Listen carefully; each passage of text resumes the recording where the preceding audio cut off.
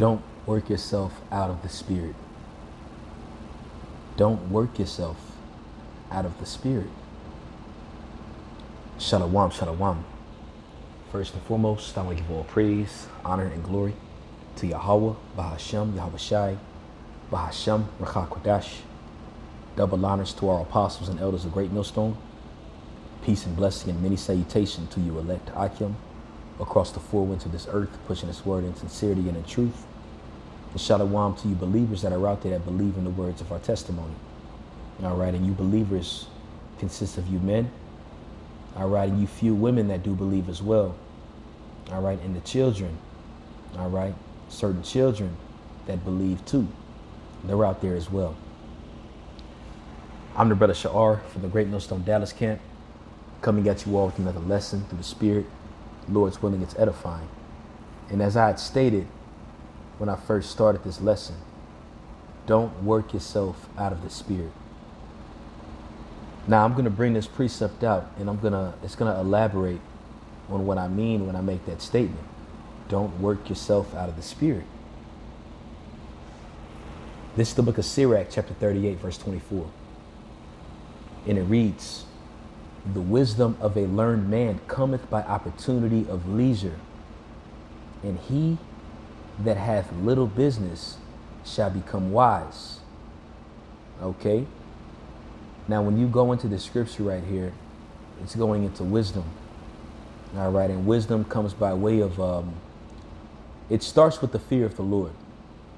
But to truly understand the fear of the Lord in its entirety, it comes with delving into the scriptures, reading about the works of the Lord, reading about what he does, and reading about what he can do unto you if you don't take heed unto this word.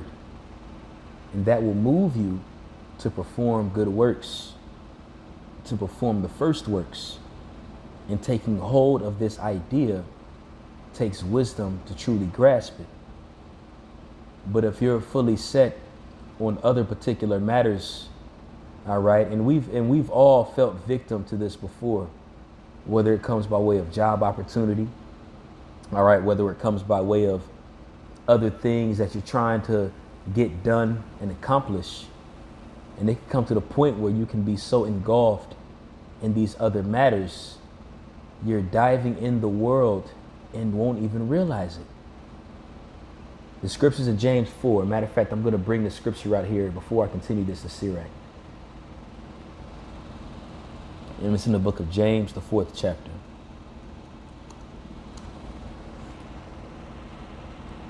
This is James chapter 4, verse 4. It says, "Ye adulterers and adulteresses, know ye not that the friendship of the world is enmity with the Most High?" All right, and when you go into friendship, the word friendship can also mean covenant, and it can also go into the word agreement. All right, and if you're so entangled and finagled with matters in the world to the point where you don't have any leisure time to go into the spiritual matters and go into the word of Yahweh Ba'ashem Yahweh Shai, which is these scriptures, he says you are at enmity with him. It says, "Whosoever therefore will be a friend of the world is an enemy of the Most High." So you can slowly work yourself out of the way of being a friend of the Most High to being made his enemy. And you won't even realize it. That's why it's important to utilize the leisure time that you have and make sure you leave yourself with enough leisure time to be involved with this truth, with the ministry. Okay? I'm going to jump down to verse 7 in James 4. James 4 and 7 says, "Submit yourself therefore to the Most High. Resist the devil, and he will flee from you. Draw nigh unto the Most High, and he will draw nigh unto you." And how do you draw nigh unto the Most High? What are ways that you draw nigh unto the Most High? By way of studying, by way of being around the brothers, which is going to pour out spiritual conversation. It's going to keep you in the spirit. All right. Really grasping on what he had said. These are how you draw nigh unto the Most High. That's why the scriptures say, "Blessed is he that readeth Okay? So it says, draw nigh unto the Most High, and he will draw nigh unto you. Cleanse your hands, ye sinners, and purify your hearts, ye double-minded. Be afflicted and mourn and weep. Let your laughter be turned to mourning and your joy into heaviness. This is the formula to draw nigh unto the Most High, and it starts with your fear of the Lord. But if you're finagled with matters, all right, with too many matters, and you're juggling so many matters to the point where it steers you away from the assembly, then that's a problem, and you're drawing away from Yahweh Ba'ashem Yahweh Shai. All right. Now, I mentioned earlier where it says draw nigh unto the Most High, and I gave a list of examples on how to do that. I'm actually going to bring this precept out really quick, and then I'm going to jump back to Sirach 38. All right, bear with me. And this precept here is going to be in the book of 1 Timothy chapter 4, verse 13. And it reads, till I come, give attendance unto reading. All right, and this is by way of leisure time, by the way. Till I come, give attendance to reading, to exhortation, to doctrine. Ask yourself these questions. Are you doing this? Are you performing this? And it doesn't just mean just one day neither. Okay? These are things that we literally have to, our lives have to circle around this. Till I come, give attendance to reading, to exhortation, to doctrine. Neglect not the gift that is in thee, which was given thee by prophecy, with the laying on the hands of the presbytery. Meditate upon these things, give thyself wholly to them, that thy profiting may appear unto all. Okay? Now, if you're involved in many matters and you don't have enough leisure time to give yourself attendance unto these things, all right, how is the profiting going to appear unto all when your daily life consists of X, Y, and Z and not of the scriptures? And again, this is just an exhortation video. This is just an exhortation video because we've all, well, I'm not going to speak on everybody, but I know I've been involved in this before. And I know an abundance of you have as well. When you read it in the book of Haggai, man, I know I keep saying I'm going to get back to Sirach. You know what? Just because I keep saying it, I'm going to jump back to Sirach. But I'm also going to bring the example out in the book of Haggai. It says, Sirach, back in Sirach 38 and 24, the wisdom of a learned man cometh by opportunity of leisure. And leisure time pretty much means downtime. But if you give yourself no room for downtime, then how are you going to gain wisdom of Yahweh Ba'ashem Yahweh Shai? The wisdom of a learned man cometh by opportunity of leisure. And he that hath little business shall become wise. Now, what does it mean? Wise in worldly affairs or wise within affairs that is going to lead you to life eternal? You're going to be wise in Yahweh Ba'ashem Yahweh Shai. You're going to become wise in the Lord. All right? You're going to receive his word. Verse 25 says, how can he get wisdom that holdeth the plow, and that glorieth in the gold, that driveth oxen, and is occupied in their labors, and whose talk is of bullocks? He giveth his mind to make furrows, and is diligent to give the kind fodder. So every carpenter and workmaster that laboreth night and day, and they that cut engraved seals, and are diligent to make great variety, and give themselves to counterfeit imagery, and watch to finish a work. The smith also sitteth by the anvil, and considering the iron work. All these are working of the hands. Note all the things that it's going into. All right, it said that glorieth the gold, that holdeth the plow, driveth oxen, occupied in labors. And when you continue to read down, it goes into all these different labors that one could be involved in. And this could cause you to float away from the assembly without you even realizing it. Okay, hold on one second. Hold on one second. This could cause you to float away from the ministry and not even realize it. Verse 28 says, the smith also sitting by the anvil and considering the ironwork, not the Lord, not the work of the Lord, but the ironwork, considering it, making themselves very acquainted with that. And with me saying this, I'm not saying that it's bad to go and find a hobby. All right. Not saying you're going to just sit here and just read all day, every day. But as we're approaching Jacob's trouble and we're approaching the time that Daniel considered a time far worse than any time that ever existed, we want to make sure that we have our priorities in check and make sure that our main priority, which is the ministry, all right, we want to make sure the ministry is our main priority. Okay? Don't work yourself out of the spirit. When you continue in verse 28, it says, the vapor of the fire wasteth his flesh, and he fighteth with the heat of the furnace. The noise of the hammer and the anvil is easier in his ears. Is ever in his ears. And his eyes look still upon the pattern of the thing that he maketh. He setteth his mind to finish his work and watches to polish it perfectly. Okay. Now this also makes me think of idol worship.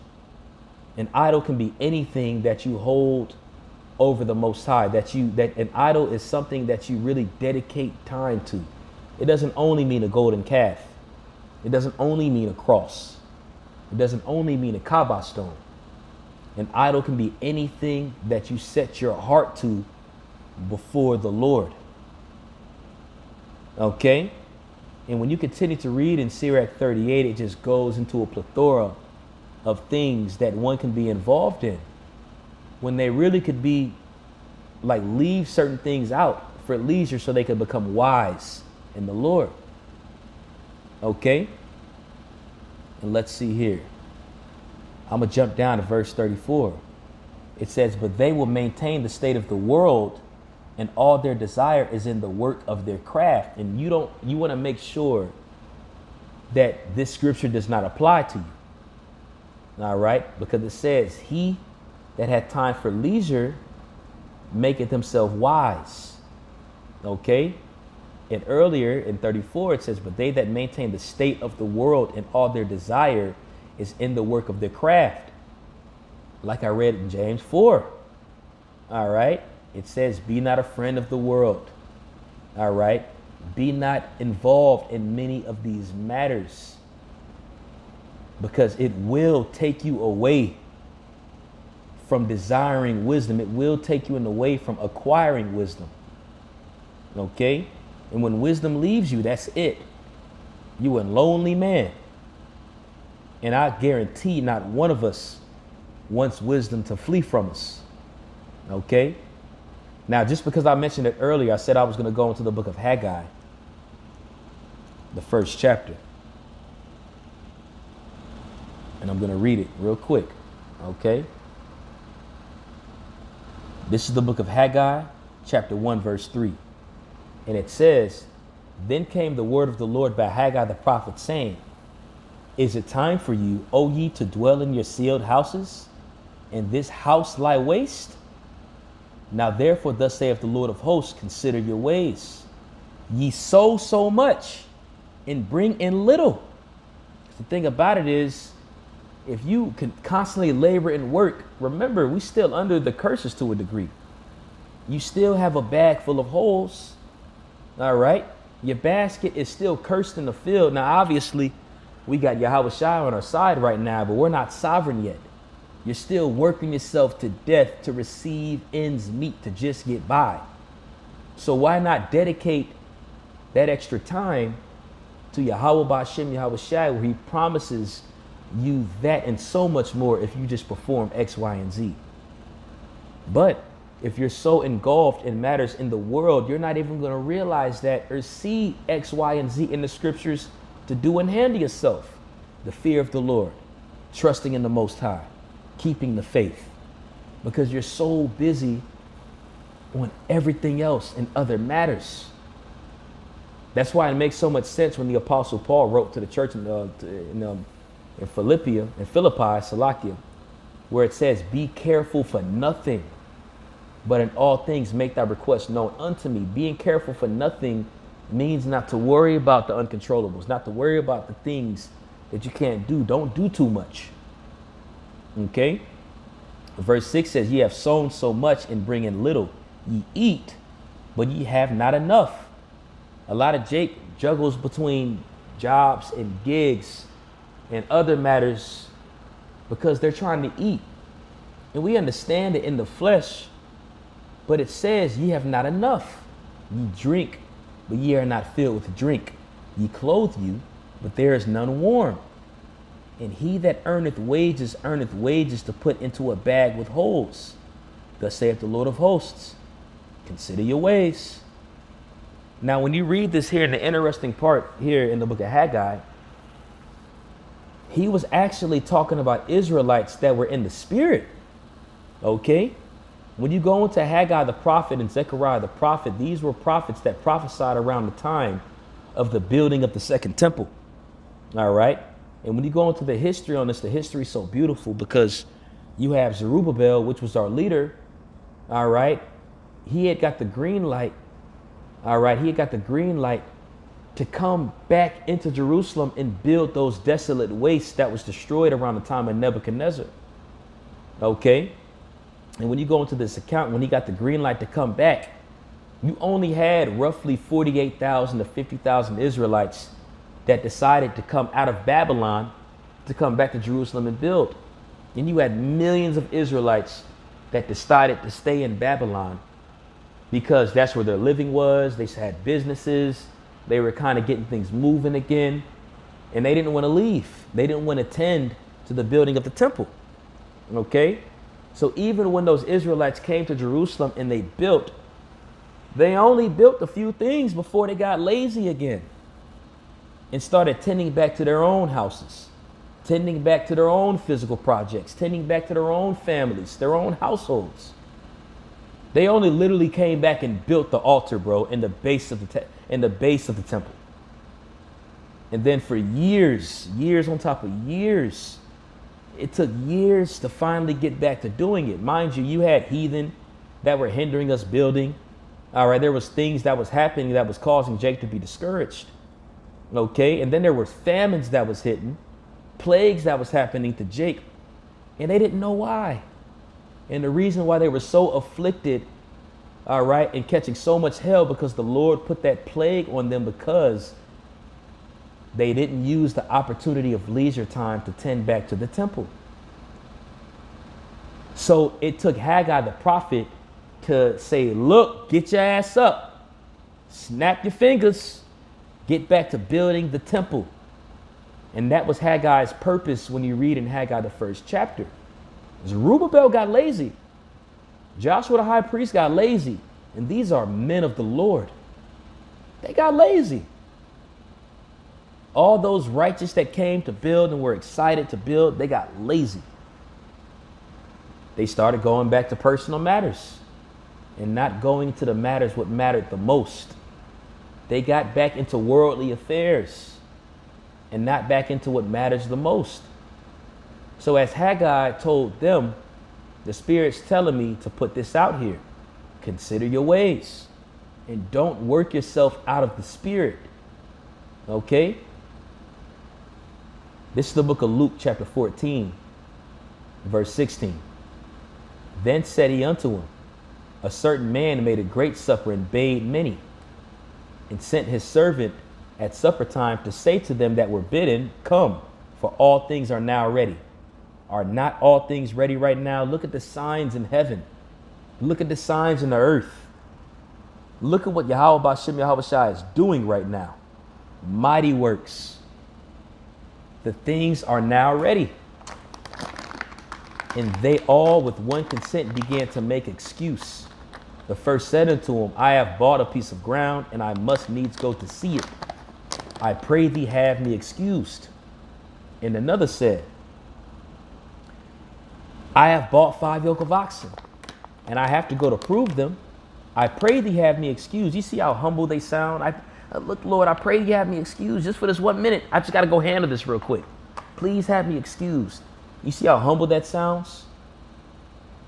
So certain times it can sound humble. It can sound like you're being sincere when you do it. But it don't matter in the eyes of the Lord. Because it said earlier they made excuse. A simple, I got this to handle, is an excuse in the eyes of the Lord. Don't work yourself out of the spirit.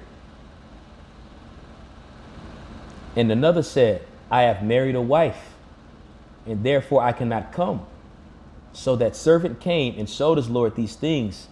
Then the master of the house, being angry, said to a servant, go out quickly in the streets and the lanes of the city, and bring in the hither and the poor, and the maimed and the halt and the blind.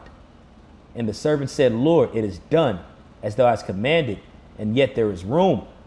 So that servant didn't make excuse. He went out and did exactly what the Lord told him to do, because he feared that Lord. Notice what it said. Notice what it said. I'm gonna read what I just read again. So that servant came and showed his Lord these things. Then the master of the house, being angry. The Most High is mad right now. Don't forget that, man. We cannot forget that Yahweh is angry. Okay? We can't forget he's angry. So us being servants should move in haste to make this happen. It said, then the master of the house, being angry, said unto a servant, go out quickly in the streets, in the lanes, in the city. Now, you best believe that servant went out quickly. Now, this is a parable, but how much more does it still apply to what we're doing right now? In bringing hither the poor and the maimed and the halt and the blind. And the servant said, Lord, it is done as thou hast commanded. So as the Lord commanded him to go out quickly, and he did that out of anger. He did that because he was angry. That servant did exactly what it was commanded. So that servant went out quickly and did it. He ain't make excuse like those other servants did. Okay? And it said, the servant said, Lord, it is done as thou hast commanded, and yet there is room. And the Lord said unto the servant, go out into the highways and the hedges and compel them to come in, that my house may be filled. Okay, and by the way, this starts with us prophets. But don't get it twisted for you believers that are out there. You got a job you have to do as well. What is that? You got to study. You got to listen to the videos. There's things you have to do being a believer. This don't only just start with the prophets. Now, namely, it starts with those that are on the front lines. But we all have a job we have to do in this ministry. And how much more in haste do you have to work, knowing that the Most High is angry? Look what's going on around the world right now, man. The Lord is mad. Fear Yahweh Ba'Shem Yahweh Shai. And that fear is going to cause you to work in haste and get this done. Okay? Verse 23 says, and the Lord said unto that servant, go out into the highways and the hedges and compel them to come in, that my house may be filled. For I say unto you, that none of those men which were bidden shall taste of my supper. That's terrifying. That's terrifying, because you could make an excuse, and that excuse might not seem like a big deal. It might not seem like a big deal at that moment, but it's a huge deal. Do not work yourself out of the spirit. Do not work yourself out of salvation. Fear Yahweh Ba'Shem Yahweh Shai with trembling, and do the first works.